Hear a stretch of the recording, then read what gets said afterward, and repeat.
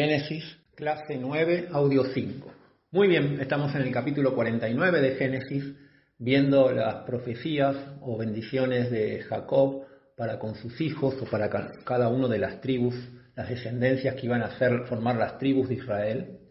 Y estuvimos viendo el audio pasado acerca de Rubén, acerca de Simeón, acerca de Leví, y ahora estamos en el versículo 8 y vamos a empezar a ver en cuanto a Judá. Dice así la palabra de Dios: Judá, te alabarán tus hermanos, tu mano en la cerviz de tus enemigos, los hijos de tu padre se inclinarán a ti. Cachorro de león, Judá, de la presa subiste, hijo mío, se encorvó, se echó como león, así como león viejo, ¿quién lo despertará? No será quitado el cetro de Judá, ni el legislador de entre sus pies, hasta que venga Silo, a él se congregarán los pueblos. Atando a la vid su pollino, y a la cepa el hijo de su asna, lavó en el vino su vestido, y en la sangre de uva su manto, sus ojos rojos del vino, y sus dientes blancos de la leche. Hasta aquí nomás por ahora, y vamos a ver esta tremenda bendición que Jacob va a pronunciar en cuanto a Judá, ¿no? Y realmente es sorprendente porque vamos a ver el alcance de estas bendiciones, cómo se cumplen en la historia. Y uno en principio diría, bueno, pero ¿por qué Judá? ¿No? ¿Por qué Judá? Uno, cuando yo la primera vez, me acuerdo cuando había recibido a Cristo y empecé a estudiar o a leer estos pasajes, decía, pero no, ¿cómo? ¿Por qué de Judá iba a venir el Mesías y no de José? Si el que fue fiel, el que fue íntegro, el que se sostuvo en el Señor, el que fue el ejemplo fue José, no fue Judá. Pero sin embargo vemos acá que la bendición de Judá aún iba a ser, después vamos a ver de José también, pero aún iba a ser mayor que la de José. Entonces vamos a leer ahí, después vamos a meditar en cuanto a estas razones. Pero ahí dice, van a mencionar ahí de Judá, dice, te alabarán, versículo 8, te alabarán tus hermanos, tu mano en la cerviz de tus enemigos, los hijos de tu padre se inclinarán a ti. Y ahí va a hablar de que él iba a ser el principal. Lo mismo que había dicho de Rubén, que no iba a ser el principal, el que sí iba a ser el principal de las 12 tribus era Judá. Dice, te alabarán tus hermanos. Iba a tener los hermanos, o la descendencia de sus hermanos, iban a tener a Judá como referencia. Los hijos de tu padre se inclinarán a ti. Iba a ser la tribu que iba a reinar, de la cual iban a salir los reyes de Israel. Está bien que después se iban a dividir en el reino del norte, en el reino del sur,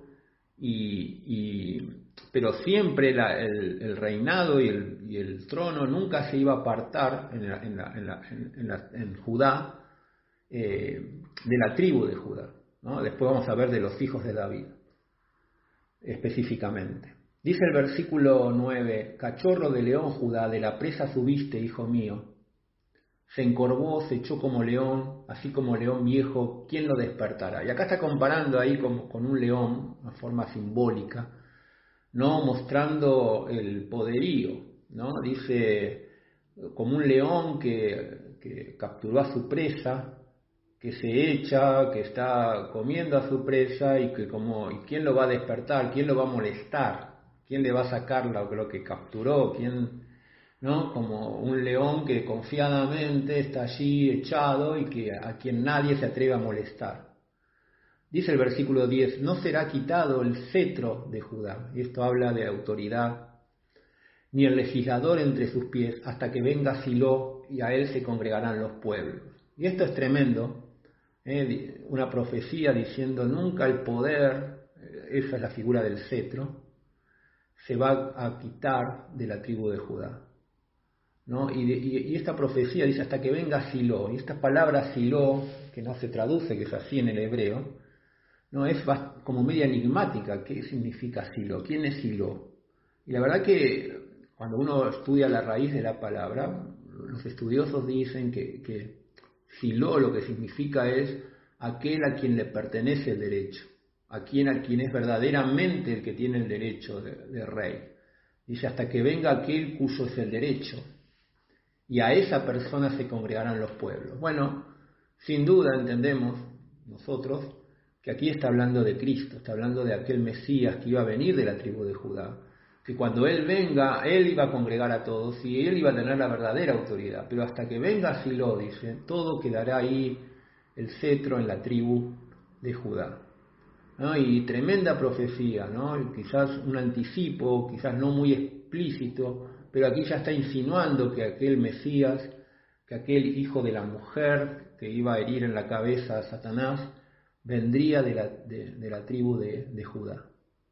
Dice el versículo 11, atando a la vid su pollino y a la cepa, el hijo de su asna lavó en vino su vestido y en la sangre de uvas su manto, sus ojos rojos como el vino, sus dientes blancos de la leche. Esto todo, esta figura simbólica del pollino, de la vid, de la uva, ¿no? Todo esto habla de prosperidad material, de bendiciones materiales que Dios les iba a dar a la tribu de Judá, ¿no? De abundancia, ¿no? De viñedos, de la leche y del vino, ¿no? Eso habla de bendiciones materiales. Y Judá acá se le da grandes bendiciones, ¿no? Diciendo, bueno, va a ser el legislador, va a estar allí, el poder va a estar allí, el reinado, el cetro, de él vendrá Silo, pero además va a tener bendiciones materiales, además va a ser el principal entre los hermanos. Y uno cuando ve la vida de Judá, medio, sobre todo si la compara con la de José, no ve razones, pero eso lo vemos muchas veces cuando se menciona la genealogía de Cristo, cómo él menciona personas en su genealogía, como Rahab, la ramera, como Ruth, que en realidad no eran ni siquiera del pueblo, y vemos la mano de gracia y de misericordia de Dios. Lo que sí podemos ver en Judá, que él tomó el lugar en alguna manera como primogénito, desplazando a Rubén, que lo mencionamos antes, en el audio pasado. Lo que vemos sí en Judá, que a pesar de todos sus pecados, y la Biblia los menciona, específicamente hay un capítulo que lo vimos, habla de todo su pecado con el tema de sus hijos, de Tamar, ¿verdad? Y cómo fue toda esa situación. Pero él, de alguna manera, en su arrepentimiento, en su quebranto, va a ser aquel que va a tomar el lugar de confesarse delante de José, de ofrecerse como sustituto, y eso de ser sustituto también es una figura de Cristo, de querer salvar a Benjamín en reparación con lo que él mismo había sido parte, lo que había pasado con José, ¿no? Y vemos cómo la misericordia de Dios obró arrepentimiento en la vida de este hombre, ¿no? Y en su gracia Dios le va a dar a esta tribu ese privilegio tremendo, ¿no? Si uno dice, bueno, pero José fue el íntegro, José, bueno, a José también se lo va a bendecir mucho, después lo vamos a ver, pero Dios le va a dar este privilegio de este pecador arrepentido, Judá, que iba a tener el privilegio de ser aquel de quien iba a venir nuestro Señor Jesucristo. Muy bien, a continuación se van a mencionar los otros hermanos. No vamos a extendernos porque la verdad que no se dicen muchos detalles, algunas características, pero que es difícil constatarlo después en las escrituras, el cumplimiento, pero no los vamos a mencionar, los vamos a leer simplemente y después sí vamos a hablar más extensamente de José. Muy bien, dice el versículo 13, Zabulón en puertos de mar habitará, será para puerto de naves y su límite hasta Sidón. Y aquí se habla de Zabulón que iba a habitar en la costa. Cuando vemos que cuando se reparte la tierra, en realidad Zabulón no se le dio un territorio en la costa, sino más bien en el interior. Y no sabemos bien en qué momento fue Zabulón se cumplió esto de que quizás más adelante la tribu sí habitó más en la costa y en la parte norte, ahí cerca de Fenicia, de Sidón. Dice el versículo 14, Isaacar, asno fuerte que se recuesta en los apriscos, que vio que el descanso era bueno y que la tierra era deleitosa, y bajó su hombro para llevar y sirvió de tributo. Interesante, ¿no? De Isaacar se dice que era fuerte, pero que el versículo 15 dice que le gustó mucho el reposo, ¿no? y que una tribu que se acostumbró a tener cosas buenas, a disfrutar de descanso, a tener una vida de ocio, y que los llevó a perder y a ser tributario, a pagar impuestos a otros. ¿Por qué? Porque se acostumbró y se dejó y perdió el ímpetu que debía haber tenido, ¿no? Interesante, de esto habla mucho Proverbios, ¿no? Pero el que no trabaja en el tiempo de la siega después va a tener hambre y no va a tener quien le dé, ¿no? Muchas veces se habla de esto, ¿no? Y este fue un poco lo que le pasó a esta tribu de Isaacar, ¿no? No fueron diligentes, no fueron esforzados, o después no lo fueron, terminaron sirviendo y pagando tributos. Versículo 16 dice: Dan juzgará a su pueblo como una de las tribus de Israel. Será Dan serpiente junto al camino, víbora junto a la senda, que muerde los talones del caballo y hacen caer hacia atrás al jinete. Muy bien, y se habla de la tribu de Dan. Dan significa juicio de Dios y de alguna manera también es un juego de palabras algunas de estas profecías. Y bueno, habla de una tribu astuta.